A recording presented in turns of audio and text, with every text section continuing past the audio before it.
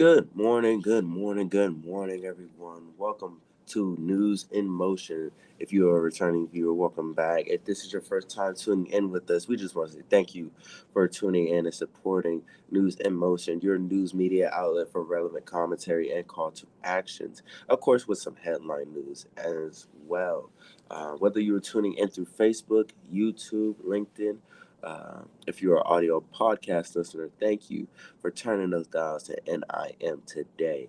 I see you, Miss Marion Jackson. She was in the room before we even started. I'm telling you, the YouTube viewers show up early, bright and early. They already making their breakfast. They ain't waiting for the roosters to crow.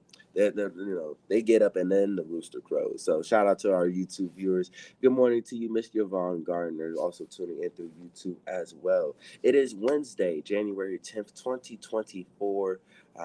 Happy hump day to everyone. We are in the middle of the week. Um, Before you know it, Friday will be here before you know it. Good morning, Miss Deborah Johnson. How are you tuning in through Facebook? Good morning to you also, Mr. Robert Holman. So, without further delay, y'all know what we do over here. Let's get ready for some news in motion.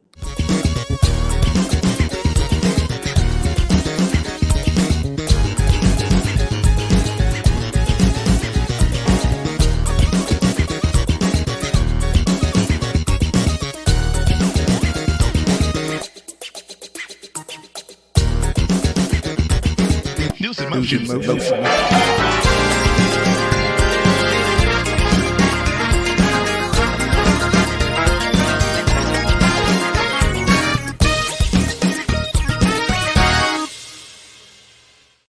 Well, good morning,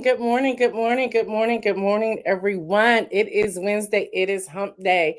I see you, Adrian, coming in. I see you, Donita, coming in. Shardinia, good morning to you. Yes, Adrian, I'm still in love with the music as well. Y'all, today is Wednesday workshop. If you want to call it Wednesday wisdom, is totally up to you. I have a couple of headline news, and then we're going to jump right into the workshop.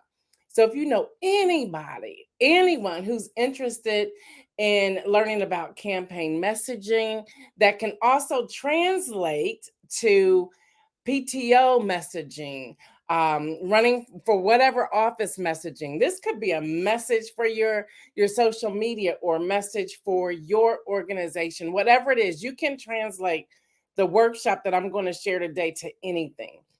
The title of this workshop today is called Campaign Messaging, but you can tailor it to whatever you need. And I'm dropping some nuggets today. I see you, Dr. Antoinette. I see you. Before we get into a couple of the headline news, before we get into the Wednesday workshop, what's up, Jackie? Tomorrow is Town Hall Thursday. So some of you have been asking, well, how is that going to turn out? What is that going to look like? Well, I'm going to give a couple of news headlines, and then I'm going to open the chat up where I want you to ask questions, okay? And some of these questions will be able to refer to different people. We have a plan to send them to different political uh, officials, as well as those who are running for office, to ask questions, and hopefully they'll respond to us. I see you, Jeff Payne. I see my brother, Liz Pryor. Good morning to you as well. And then if there's something that you have an answer to, we will then send you the link that you can just jump on the show. Just remember to make sure your background is okay, and you don't have, come on now, y'all. We got to make sure we're looking somewhat presentable. But that's what our town halls are going to look like. It may start off slow. So tomorrow will be our first one, but I believe they're going to build up. So I'm really excited about Town Hall Thursday. So just stay tuned to that. So if you have any questions about Town Hall Thursdays now, just put it in the chat and I'll do my best to answer them. What's up, Hester Jackson? What's up? So y'all, today is Wednesday workshop or Wednesday wisdom, whatever you want to call it. But before we get there, I have a couple of headline news. Do me a favor, also hit that share button, tell people to come hang out with us. Weather, y'all, weather. Hopefully we won't have any trouble with the winds today with our broadcast, but it's pretty windy out here in Central Ohio. Y'all, there are severe storms and tornadoes that have swept through the South. Heavy rains, downpours, strong winds. It's just been coming nonstop. Ah, what's really interesting, my daughter sent me a video yesterday. And she calls me and she says, Mom, do you think I'm in the middle of a tornado? So she sends this video. She's at a stoplight. And I mean, the actual traffic lights are like flying all the way up and circling around. I said, something's happening. I'm gonna need you to go get somewhere and take cover.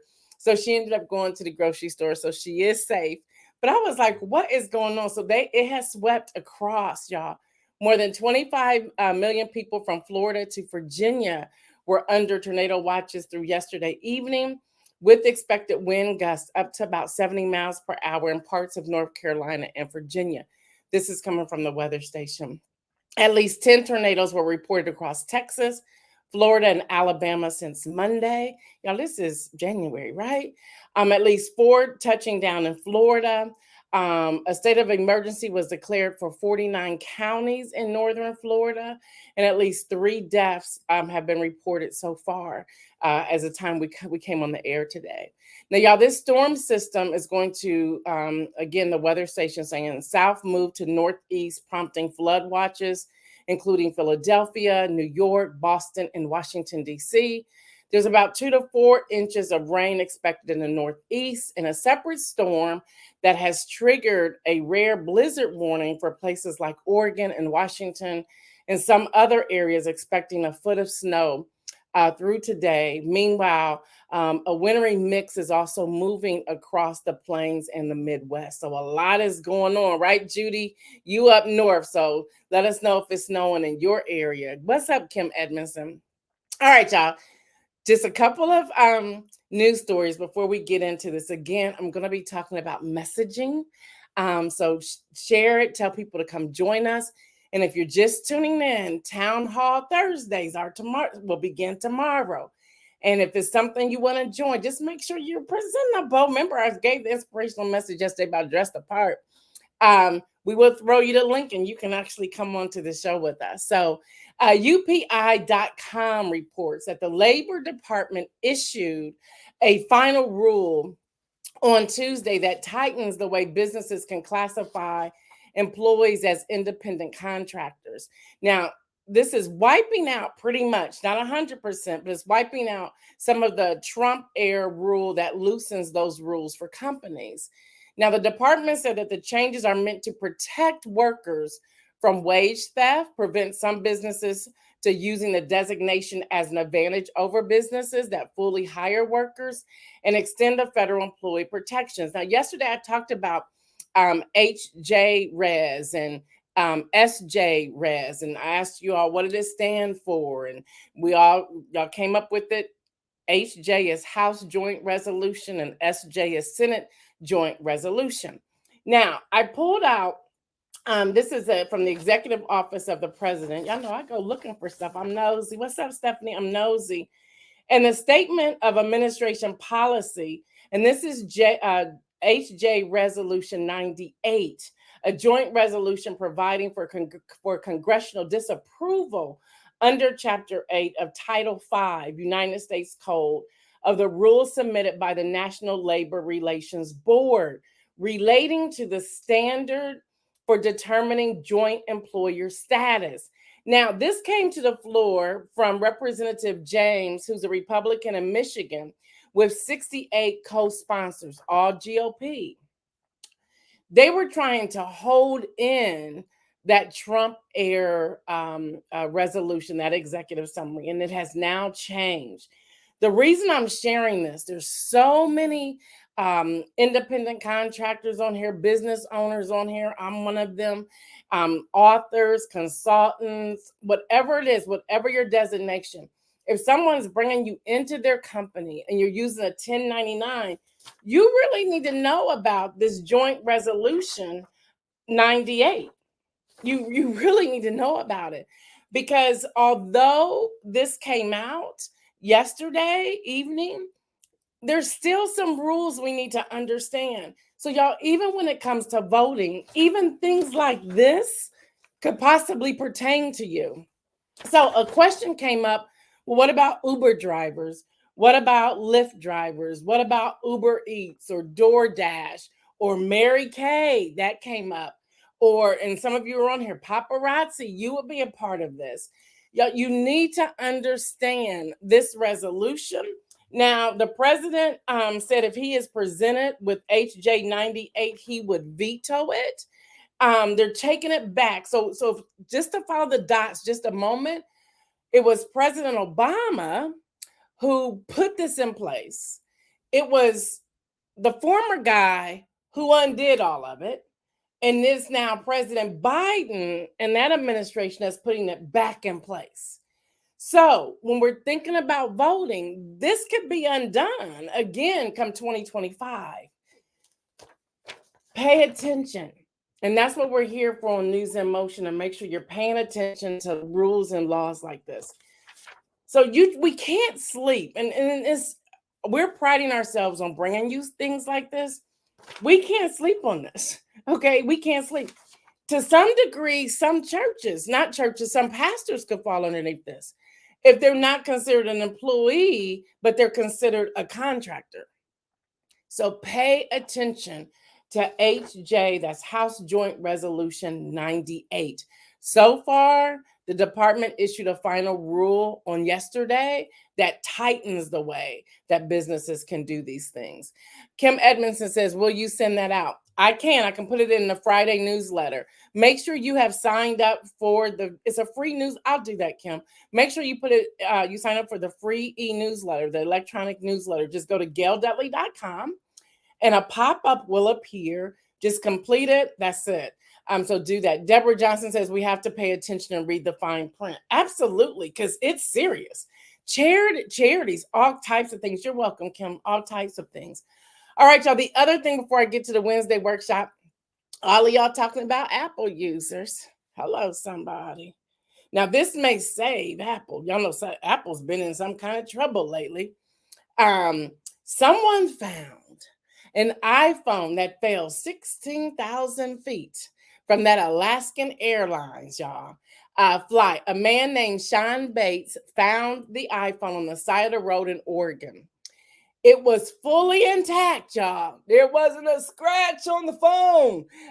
With the battery life, it still had battery life. And he shows pictures. So if you want to see the pictures, I was waiting for permission to use. I didn't hear back from him. He has so many people commenting and so many news outlets asking for things that he wasn't responding, and he actually stopped the comments. But if you want to go see the images yourself, all of you Samsung people that think our iPhones are nothing, go to @Sean Safry, and that's SeanSafyre. On X. He's on X, so you got to go to X to see it. Again, that's Sean Fry. You might be able to Google the iPhone that fell from the sky. There may be pictures if he released it to any other news outlets. But yeah, I'm sure he's probably looking for some money for that, which I don't blame him. He found the phone.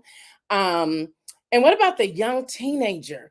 He said he's so thankful he kept his seatbelt on. His shirt went out the window, like just ripped off of him. He got some scars and things. So y'all, those who survived that, that was a miracle. So we need to call it what it is, a miracle. All right, y'all, let's go to Wednesday workshop. Again, let people know. As we're going to Wednesday workshop, Isaiah, if you can pop that up. As we're going to Wednesday workshop, I need to share this with all of you. This is my intellectual property. You do not have permission to duplicate, to use in any form without seeking my permission first. Okay, my daughter's going to fight me later. She already told me to only give so much information.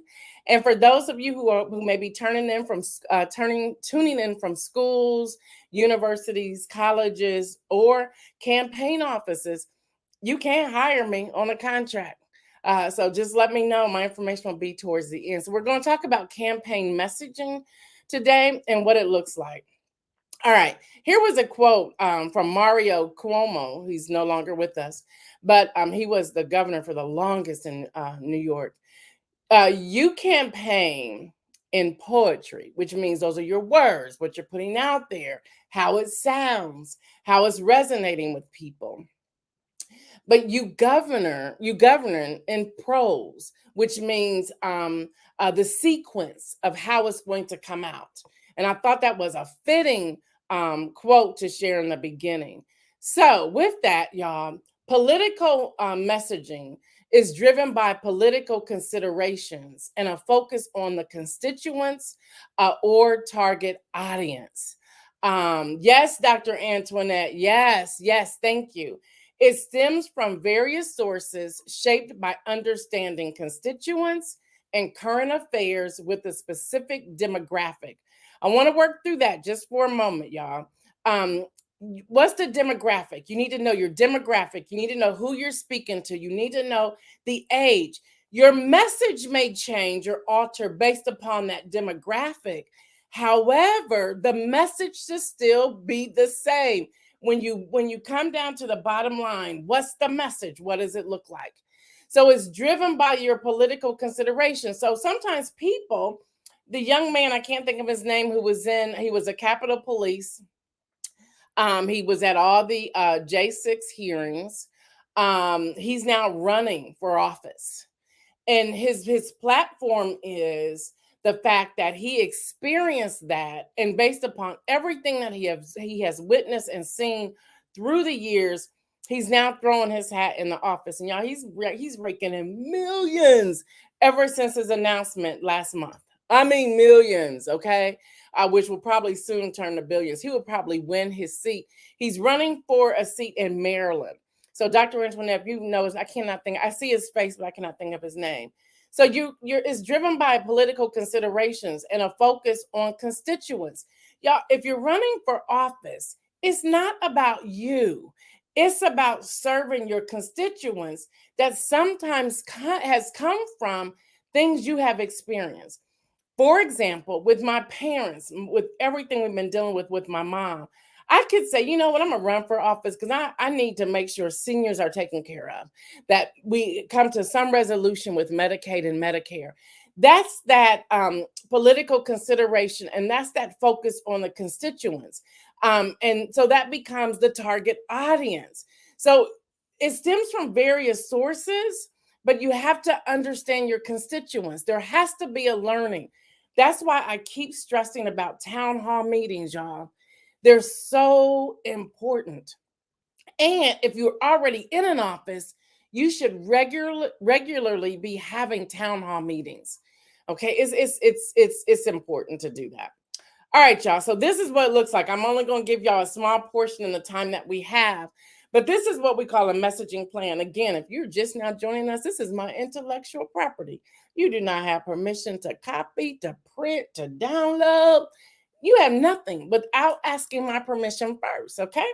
And I'm also for hire. You can ask me and I can come and we can work out a contract. All right, so I'm going the opposite way than what we usually do in looking at this. We have targeted message, on message, strategy, design, marketing, and planning. Most people go the other way. They normally go planning, marketing, design, strategy, on message, target message. No, that's wrong. You have to start with the target message first, and then you work around the other way. So we're going to cover just a few of these. And if you have questions, put them in the chat. If you have questions, put them in the chat. All right, so the target message. And this is a quote from me. I don't know why it's not in quotes, and I need to fix that. But a successful campaign hinges on maintaining a cohesive, persistent, and consistent message across various tools. So yesterday I was sharing with you President Biden's speech from Mother Emanuel in Charleston, South Carolina. So I'm gonna I asked a question yesterday. What's the point and who does it profit to erase history? And this was a quote from President Biden. He says, I'm keeping my commitment to you. That's the America we're building together. Instead of erasing history, we're making history. Now, that applause, if you watch that replay, that applause went on forever. Okay. Right there, his communications team should have said, we need to grab that. And they would grab that and deal with this cohesive, persistent, and consistent message by saying, instead of erasing history, we're making history. And then start listing how they're making history. And they can come back with making history with jobs, unemployment, insulin, Medicare, wealth gap, housing, HBCU, student loan debt, lead pipes, clean energy, childcare, justice. That's exactly how they need to do this. Now, Biden administration, you can call me. I can show you how to do this. No problem.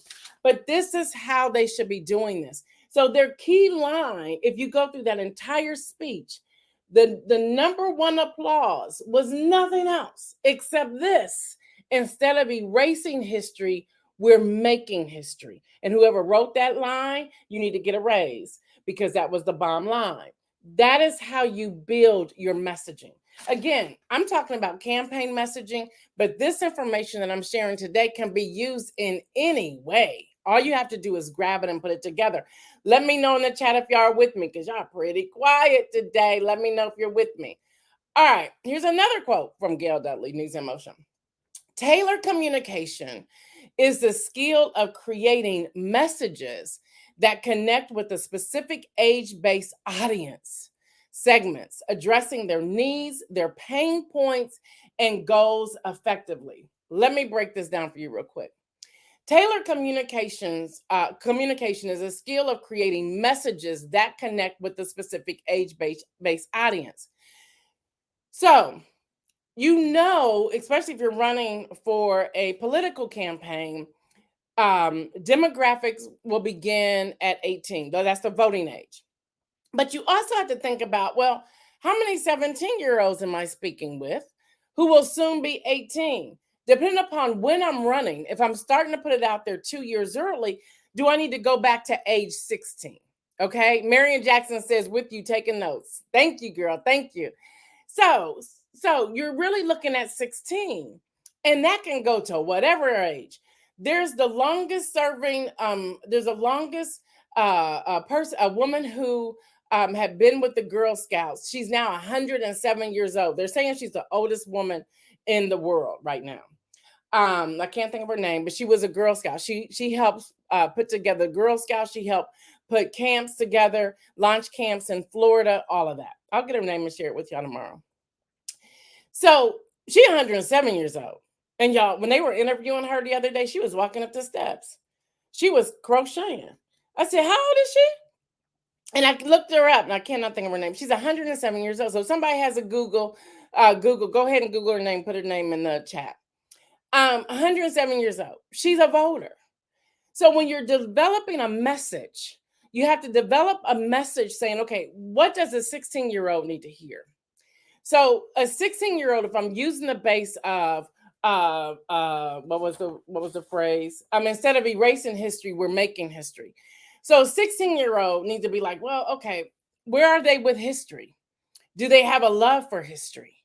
How can I speak to that 16, 17, 8-year-old from where they are now? How do I what's the medium? What's the platform? So it's a TikTok video at this point. So how do I communicate that? Not erasing or minimizing history, but how do I communicate with that person? Thank you, Adrian. It's Maria Brandes Morea. I believe I'm saying that correctly. And if I'm not, forgive me, but she's 107 years old.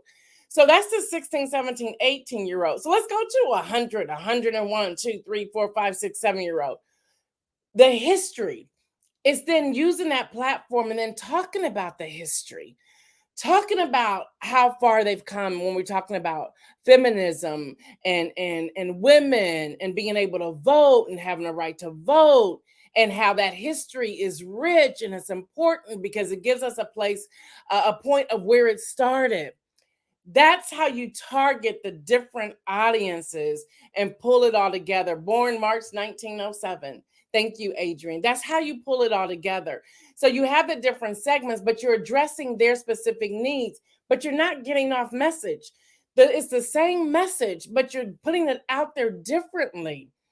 The way President Biden gave the message at Mother Emanuel AME Church, that same message can be recreated for the park, because he's not going to use some of that same language that he used in the church in the park, not necessarily. Okay, so let me keep going. Let me know if y'all listening, if this is good. Right now we also have angry voters. People are just mad, they're tired, they're angry, they're like, you know what, whatever. And this is that inconsistent political messaging can discourage voters. And that's why they're angry. Altering the public's response to your campaign, especially angry voters. So I shared with you yesterday what Sunny Hostin said on The View, and she's absolutely correct. People are saying, how they driving a Range Rover? I just lost my job. How are you going to speak to that? Okay, you gotta, and I'm getting to that part in a few moments. How are you going to speak to that? Um, how do they keep getting promoted and I'm not getting promoted?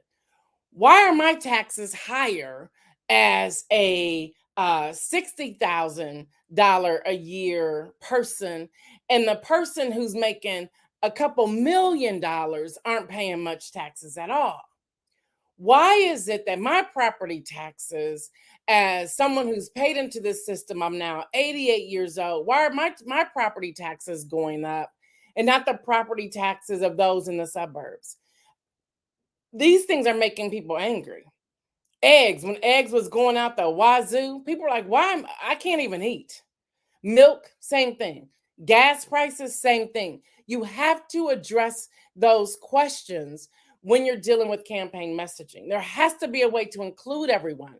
And a great communicator, someone who sits in the background and pull together these messages and hear things, can help. I'm going to say something very controversial. It's going to be, don't hate me. I'm just going to use this as an example. Andrew Cuomo, former governor of New York, could still be governor if he had the right message, if he was honest and truthful. Now things are coming out. He was on Bill Maher not long ago, and I was like, he should still be in his office. It was an attack, and the thing is, you cannot allow cancel culture to cancel you. You have to be able to have a message to respond to what's being said. Okay, as you know, and I'm just going to use this, and I'm not taking it lightly, y'all. Please hear me. I'm using this as an example only to show you how to do messaging. I'm not saying I'm an agreement or disagreement. I'm not saying that. So please make sure if you quote me all the way right. He's a single man. Why can't he flirt with somebody at a wedding? Okay, y'all see where I'm going with that? Because that was one of the things. Now, if he was doing stuff in the office, y'all got to deal with that. But if he was at a wedding where everybody was dancing, singing, hugging, and kissing, he a single man. Why can't he do it? So, what would be the messaging behind that? Okay, I want to make sure I'm not helping the former guy at all. Let's take former Vice President Mike Pence and current President Joe Biden, the documents. Well, while I was in office, I had these documents. They must have got away from me, but here they are. Here's the information. Here's the people who were around. These are the people I can remember being in my garage or being in my office. Whatever, formalize that message. Dr. Annette says, let's not forget how everything has shrunk. There's that. There's that. Yes, thank you, Dr. Antoinette. Retired officer running is Harry Dunn. So yeah, thank you. But you have to address the angry voter. So whether you're running for PTA, PTO president, whether you are positioning yourself for a position in a college executive office or executive office for a corporation, what's your messaging? What's your messaging? And how are you going to stay on key with your message? Y'all got so many slides. We're not going to get through all this. Okay, y'all, elections hinge on turnout, influenced by voter contact, engagement, the whole get out to vote. That's GOTV strategy. Customizing approaches is critical, y'all. Traditional methods appeal only to older voters. Now, while trying to reach millennials and non-church goers and individuals stationed overseas, they need a different strategy. So you need to have multiple strategies with your messaging. Okay, multiple strategies with your messaging. I know y'all real quiet, but I need to know that this is resonating with you. So post in the chat if you, as long as you're not driving, post in the chat. So I need to know if we're on key, if we're on point in this year and what we're doing. All right, y'all. Most people want to know a few things. So this is how you gotta use your strategy for your messaging. People want to know, how will I survive? That's economic security. So even when we're using words like economic security, civil liberties, immigration status, people are like, "Give me this is my real life, and my language is how will I survive? Boom, period. That's all I want to know. How will I survive? What if I get sick? That's healthcare. They're saying, okay, what if I get sick? What if my parents get sick and they need to move in a nursing home? What does that look like? That's what they want to know. They don't want to know the overall general healthcare rule. No, what if? And how are you going to help me? Especially if they paid into all this all their lives. What are you going to do for me? People want to know, will I have a job? Will I have a job? Human rights, women's rights. People are like, are you going to let me deal with my own body, or do you want to force having power over me as a woman? That's what people want. That's what the people want. May I express myself with my actions and speech? That's civil liberties. They're like, am I going to jail for standing up for what's right and saying what I want to say and how I want to protest? Now I think that protest where you're like blocking cars, y'all got to find another way. Because that man who was trying to get to his daughter who was sick in New York was ready to go to, he's about ready to run over all of you. Y'all gonna have to find another way. Y'all can't be blocking streets. That ain't gonna work. Y'all, somebody gonna get hurt. So I'm just gonna share that with y'all. So how do I express myself? Civil liberties. And then can I afford education? These are the questions that people have. Jackie is saying, I'm listening intently. Dr. Annette says, having a strategy for a message is key, as is the same with multi-generational church. Absolutely, absolutely. Then we have what's the big picture story? Now it needs to be a compelling narrative, but it also has to be a narrative that is truthful. It has to be a narrative that is truthful. I'm skipping over notes so I can get through all this. It has to be a narrative that is truthful. So, what's the big picture? Why are you running? Why are you doing this? Now, these are must have for a message, okay? Number one, the message has to be a message of value. When I'm talking a message of value, what do you stand for? Um, what's driving you? What's your value behind it? And will you be relating with your constituents based upon that value? Your message has to have a message of change. What will you improve? What will you change? You see what's not working. What will you change? And this is really when we, because I've been doing some surveys with the millennial population, and one thing they're like, we are so sick of these TV commercials, and they're also starting to write letters to places like Hulu and Netflix and Disney to say, now I'm not taking that plan, so I know you're going to be giving me commercials, but I do not want these political negative ads, because if you do that, I'm going to cancel my subscription. That's where the millennial population, that's where they are. They're like, we ain't doing this. Gen Z is pretty much in the same place. They're like, we're not doing this. We don't want to hear all that. Tell me what you're going to solve. So tell me what you're going to change. Then they want credibility and truth. Your message has to be credible and truthful. And people are wanting to know, why should we invest our time into you? Why should I volunteer for you? Tell me why you're credible. Tell me what's truthful here. As truthful as you can be when it comes to politics, right? Um, Tell me why I'm going to invest my money in you, whether it is $1. Tell me why that is. Messages must have a vision. What's your solution? What's your end game? What's your end game there? And then inspiration. People want to know, you know, do you understand my needs? And how are you going to inspire me? And the best inspiration I can give, as an example, former President Barack Obama had the bomb inspiration, hope. It was all about hope. Yes, we can. It was that ongoing, you heard it all the time. So if you were watching him on television or in the audience, there was something about when people left there, they were on a serious high. My daughter and we had press badges with Ready Publication, and we would leave there like, where are we going? Let's go do something. Like, they would motivate people so high that they will be ready to leave there and go knocking on doors. That's the type of inspiration one needs when we come to this. All right, y'all, I'm coming out of here. So stay on message. And again, this is a product of News in Motion. If you want more information, you can always find me at any of these places. You can email me at newsinmotionwithgail@gmail.com.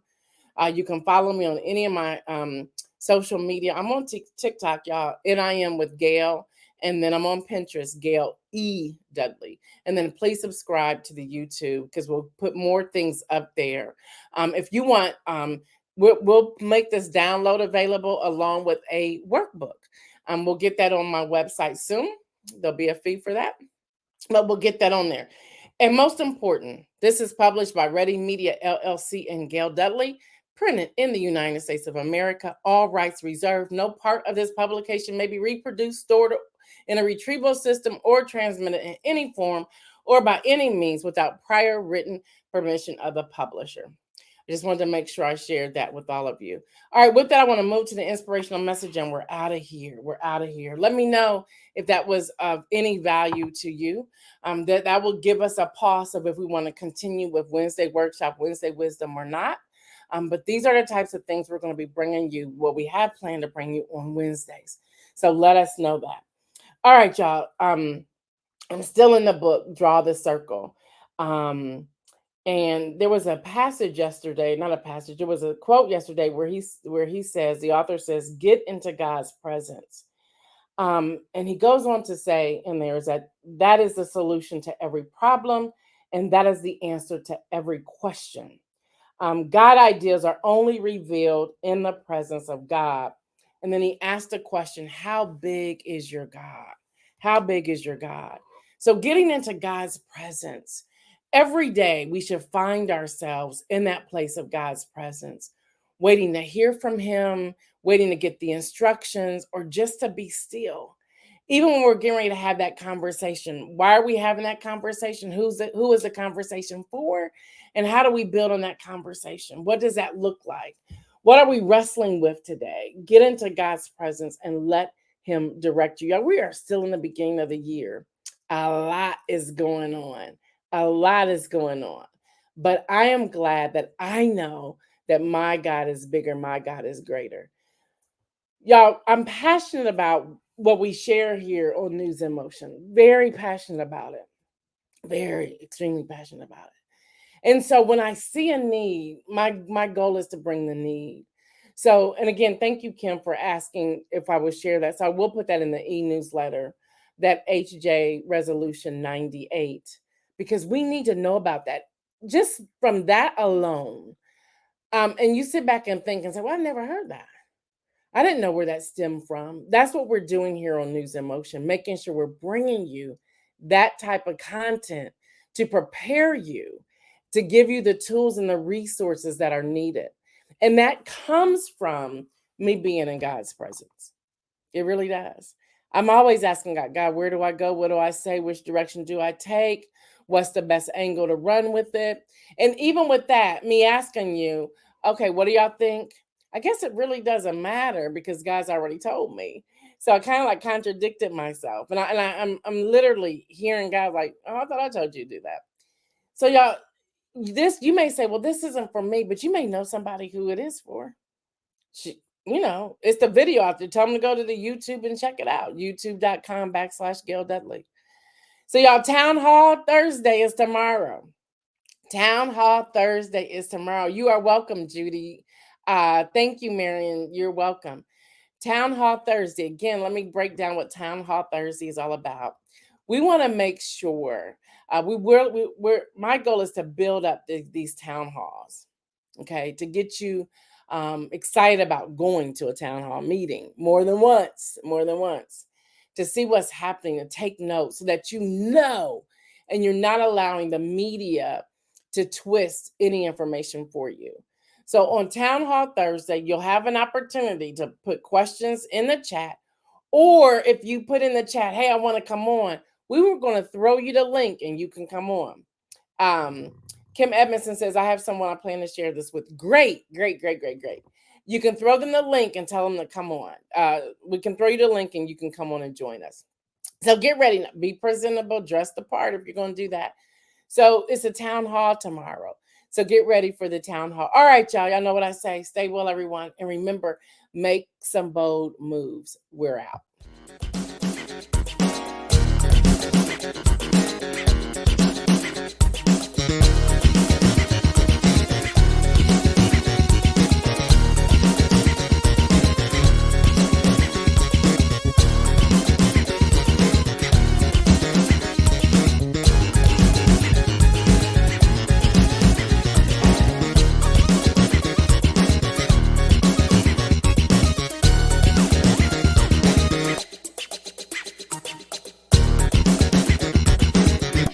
News in motion.